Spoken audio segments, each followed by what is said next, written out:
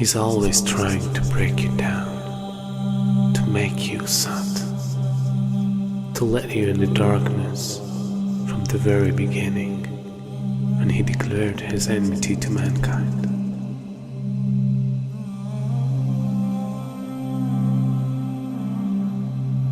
And throughout the history, he caused evil and destruction between every nation.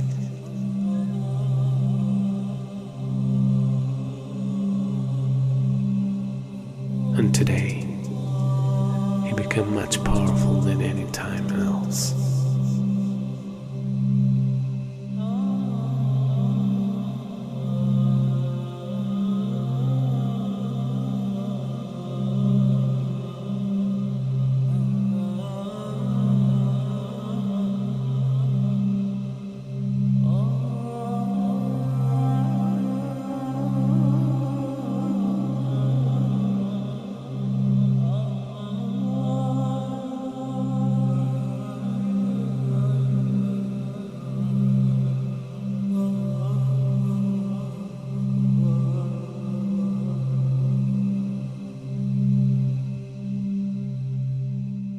A new world order, a world where the rule of law, not the law of the jungle, governs the conduct of nations.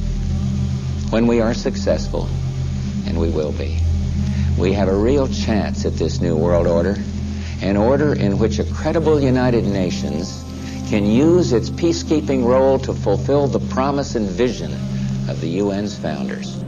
We begin to see the climax of a major change in society, the climax of a new world order. And we begin to see a type of integration between information technology and trade. We begin to see the economy, politics, culture, and ideology being transported simultaneously from nation to nation. And with this technology, with the ability to transport ideas, the very value systems of people, the way that they eat, what they enjoy to do, how they enjoy recreation, their racial concepts, their culture, their ideology being transported all around the world, a type of globalization. And with this boom in the information technology, and with this major event that takes place, now it comes to a culmination and it starts to reach a high point. And so the innocent people, we look at this and we say, what is going on?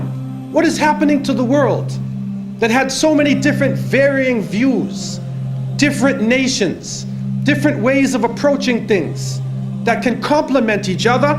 Now we see politics is stripped of real power, that the economy governs all social exchange. We see that the states serve the financial power structures, that the real power is no longer in the hands of the generals, but the real power now switching to the hands of the people who run the economy, to the banking systems. And then we see that politicians play the role of public relations officers only to control the masses, either by lulling them to sleep or by terrorizing them.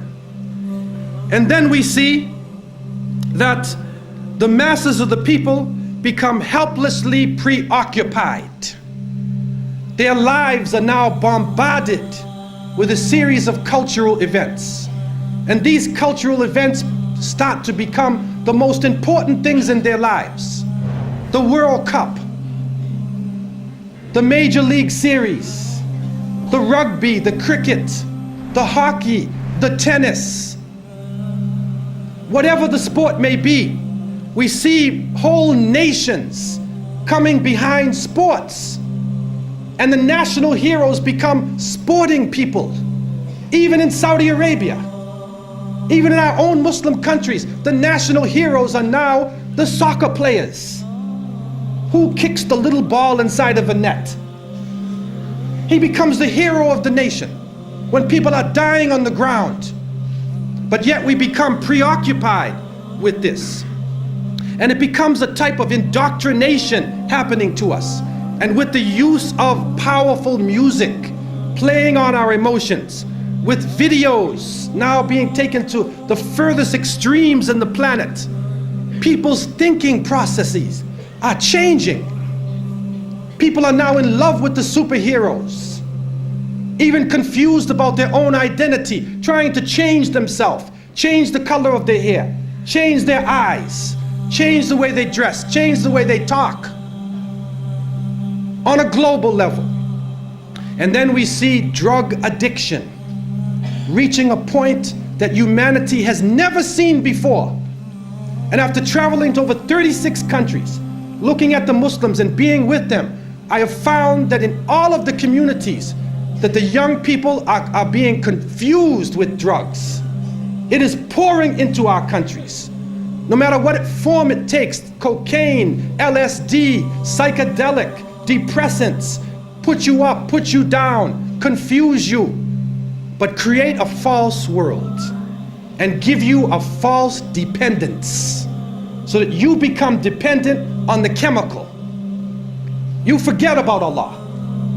Your God becomes the pusher. Your God becomes the chemical.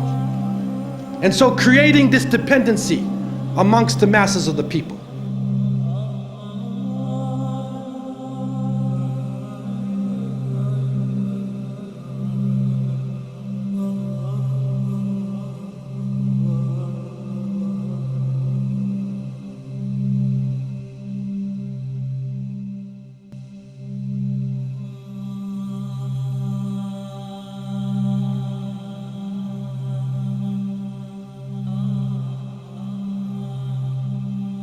This is a dollar bill, which is the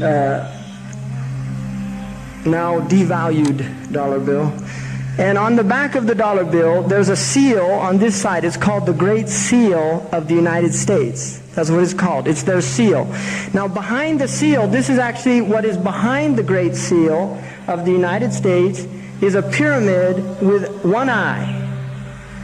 Now the one eye is the sun god Re, which is where we get the word ray, sun rays. It is the sun god, same Mithraic character, and he shows up again and again. This is the Masonic god of the ray. 13 5-pointed stars, and when you draw lines between them, you'll draw a 6-pointed star. If the hexagonal star is lifted out and placed over the image of the pyramid, its points indicate specific letters in the Latin inscription surrounding it, which are thought to be an anagram. Inside the American dictionary is the word anagram, which is the intentional scrambling of the letters of a word to conceal the real word. So if you re-scramble, you get Masons. This is how we know that the Masons originated the drawings for the Great Seal of the United States. This search for concealed meanings in the iconography is not confined to the imagery alone. It is claimed that the number 13, the most ominous number in Western tradition, is hidden throughout the symbols on the $1 bill. They point out the repetition of the symbolic number 13. There are 13 leaves on the olive branch in the eagle's right claw, 13 arrows in the left claw, 13 stars above the eagle's head, and 13 bars and stripes on the shield. Count the feathers. You'll notice that there are 32 feathers on the bird's left wing and 33 on his right wing. This is understood to refer to the 33 degrees of Masonry introduced by the Supreme Council of the Scottish Rite, America's most prominent Masonic order, whose national HQ is in Washington. If you look, you'll see the pyramid is built except for the top. It's built except for the top. The eye is suspended above the top. It hasn't come down yet. Because they believe until they finished the Masonic project, which is the what they say on the bottom, Novus Ordo Seclorum, and then Annueta Chapters, he is pleased with our project.